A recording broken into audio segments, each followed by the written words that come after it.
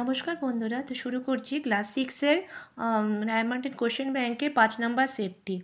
এখানে সিনে বলছে there was once a toy clown called Tuffy. Tuffy নামে একটি খেলনা ক্লোন ছিল। He lived in a toy shop with many other toys. সে অনেকগুলো খেলনার সঙ্গে একটি দোকানে থাকতো। Tuffy long to be a hero. Tuffy দীর্ঘ সময় ধরে সে নায়ক হতে চেত। He wanted to do something noble so that all the toys would cry out that he was a hero. সে বলতে এখানে টাফি বলেছে, টাফি চেয়েছিল যে সে অন্যান্য পুতুলের জন্য সে ভালো মহান কিছু করতে চায়। সেই জন্য সব খেলনারা বলে উঠল যে সে একজন নায়ক। He thought his little corner on the toy shelf was dull. তার মনে হতো যে ওই যে খেলনাগুলো যে কোণার মধ্যে পড়ে থাকে সেই কোণার সেলফটি নিরস বলে মনে হতো তার কাছে। Why do you grumble so much আক্স টিমোথি দ্য পাপি ডগ। ছোট একটি কুকুরছানা সে বলল যে তুমি কেন এত অসন্তুষ্ট হও বা নালিশ করো। Be happy with us Toffee. আমাদের সঙ্গে খুশি থাকো Taffy. Why do you want to go off and have adventures. তুমি এখান থেকে ছেড়ে চলে গিয়ে রোমাঞ্চ হতে চাইছো। Adventures are always exciting.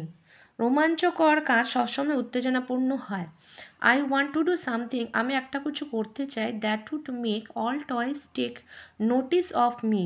তাতে সমস্ত খেলনা আমার প্রতি মনোযোগ হবে।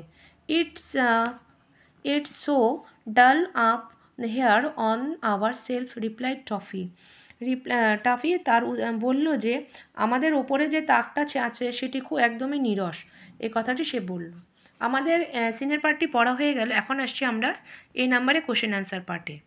এই নাম্বারে কোশ্চেন অ্যান্সারে বলছে, প্রথমটি বলছে who was the author of the adventure clown. এই অ্যাডভেঞ্চার ক্লনের লেখককে। তো এখানে অ্যান্সারটি হবে Enid Blyton is the author of the text the adventure clown. তারপরে প্রশ্নটি বলছে what did Tuffy want to be. তো এখানে অ্যান্সার আমরা লিখব Tuffy want to be a hero. Next number 3, what is the meaning of grumble. Grumble মানে হচ্ছে নালিশ করা। তাহলে এর মিনিং আমরা লিখতে পারি এখানে complain. The meaning of grumble is complain. Complain লিখতে পারো, অ্যালিগেশন লিখতে পারো। নাম্বার 4 বলছে according to Taffy how was the place where he live. Taffy যেখানে থাকতো সেই জায়গাটা কেমন ছিল। According to Taffy the place was dull. যে খেলনার যে জায়গাটা সেটা ছিল ডাল, নিরস। ওয়াই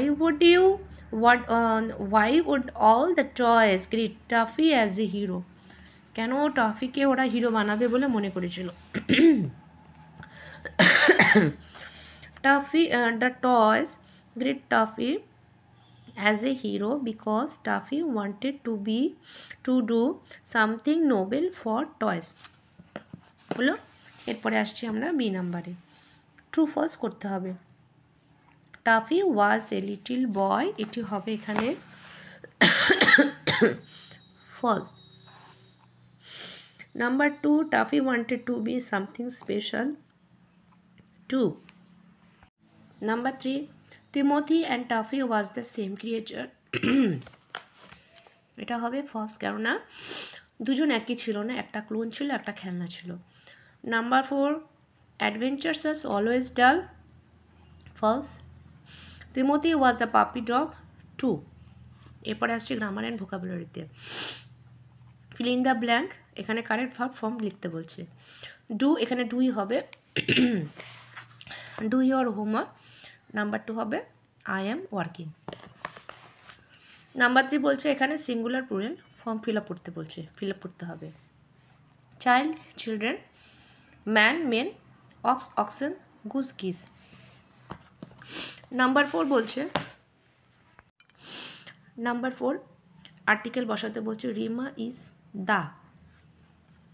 এই যে the Rabindranath Tagore was a great poet. Number 5 collective আর অ্যাবস্ট্রাক্ট নাউন সার্কেল করতে বলছে। এখানে নাম্বার 1-এ বলছে the man has a memory of his childhood. তাহলে সেক্ষেত্রে আমার অ্যাবস্ট্রাক্ট নাউন হবে এখানে চাইল্ডহুড, এখানে কোনো কালেকটিভ নাউন নেই। Number 2 the army defends our country, abstract হবে ডিফেন্স, কালেকটিভ নাউন হবে the army. Number 6 countable uncountable noun আমাকে সার্কেল করতে বলছে।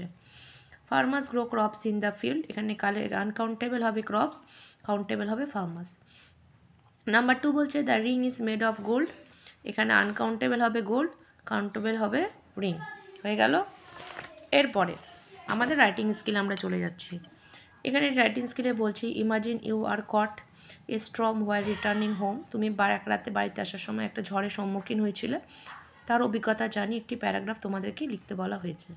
তখন আমরা এটা কীভাবে করবো একটু ছোট্ট দেখাচ্ছি। এখানে বলছে my experience a stormy night, a stormy night is really horrible, মানে ঝড়ের রাত খুব ভয়ঙ্কর হয়। আই এক্সপিরিয়েন্স ইট, আমি এটা অভিজ্ঞতার সঙ্গে বলছি, in the month of July last year, গত বছরে জুলাই মাসে একটি ঘটনা। The sky was overcast with clouds, আকাশ মেঘাচ্ছন্ন হয়ে গিয়েছিল। The winds are blowing from the direction, all direction, সমস্ত দিক থেকে ঝড়ো হাওয়া বইছিল। Lightning and the peals of thunder made the night more dreadful, বিদ্যুতের আলোক ঝলকানি সারা রাতটাকে ভয়ঙ্কর মৃত্যুর মুখে ঠেলে দিচ্ছিল। I simply shuddered in fear, আমি ভয়ে আতঙ্কিত হয়ে গিয়েছিলাম। Standing on the balcony I saw large tree falling down, আমি দেখলাম দাঁড়িয়ে একটি বড় একটি গাছ ঝড়ে পড়ে গেল।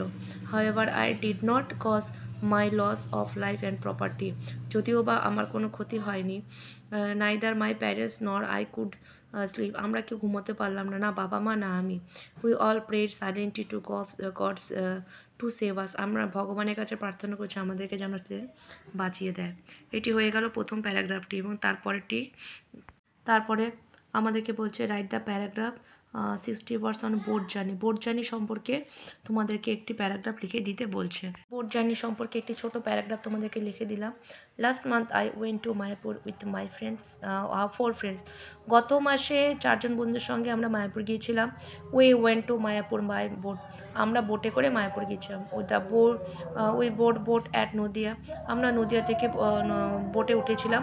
When we boat we saw moonlight night and it look beautiful from boat, এবং যখন আমরা বোটে উঠছিলাম সেই রাতে চাঁদের রাতে আকাশটাকে ভারী সুন্দর দেখাচ্ছিল। It amaze us very much, আমাদের আনন্দ দিচ্ছিল।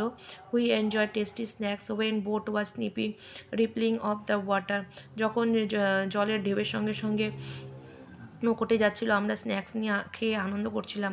But at the middle of the river there was a dark forest, মাঝের রাস্তায় ছিল একটি ঘন অন্ধকার forest. That time we fell afraid, একটু ভয়ও লেগে গিয়েছিলো। But we fell thrill of the boat journey, কিন্তু আমরা খুব সেই বোটের যে জার্নি আনন্দ উপভোগ করছি। হলো, এরপরে আসছি আমরা পরের প্যারাগ্রাফে। দেখো পরের প্যারাগ্রাফটি বলছে write a short paragraph for your daily routine, daily রুটিনের উপর বেস করে ছোট্ট একটি প্যারাগ্রাফ লিখতে বলছে। দেখো এখানে ছোট্ট করে লেখা হয়েছে, খুব একটা কঠিন না, সহজ ভাষাতে আমি লিখছি এখানে। Everyday I get up in the morning at 5 AM, আমি প্রতিদিন সকাল 5টায় ঘুম থেকে উঠি। After I brush my teeth, তারপর আমি মুখ ধুই। অ্যান্ড ড্রিঙ্ক ওয়ার্ম ওয়াটার, অল্প গরম জল পান করি। Then I do some exercise for my good health, আমার সুস্বাস্থ্যের জন্য আমি কিছু এক্সারসাইজ করি। Then I go for study at 6 AM, তারপরে সকাল 6টায় আমি পড়তে যাই। After finishing my study I go for bath and take my meal, তারপরে আমি স্নান করি এবং তারপরে আমি খাবার খাই। Then 10 AM I go to school with my friends, তারপরে আমি আমার বন্ধুদের সঙ্গে 10টায় স্কুলে যাই। I come back from school at 4 PM, বিকেল 5টায় স্কুল থেকে আসি। After I take my lunch, আমি কিছু খাবার খাই। আই ইট ডাল রাইস অ্যান্ড ভেজিটেবলস, আমি ভাত ডাল এবং সবজি খাই। Then I take some rest for 20 minutes, 20 মিনিটের জন্য আমি একটু রেস্ট নিয়ে আরাম করি। After my rest I go to field to play, তারপরে আমি খেলতে যাই। This is my daily routine, এটা আমার daily routine. But my special day Sunday, that day my mother cook special dish for me and whole day I play with my friends. কিন্তু আমার কাছে সবচেয়ে স্পেশাল ডিশ সানডে, কারণ সেদিন আমার মা আমার জন্য বিভিন্ন রকমের খাবার বানায় এবং আমি আমার বন্ধুদের সঙ্গে খেলা করি।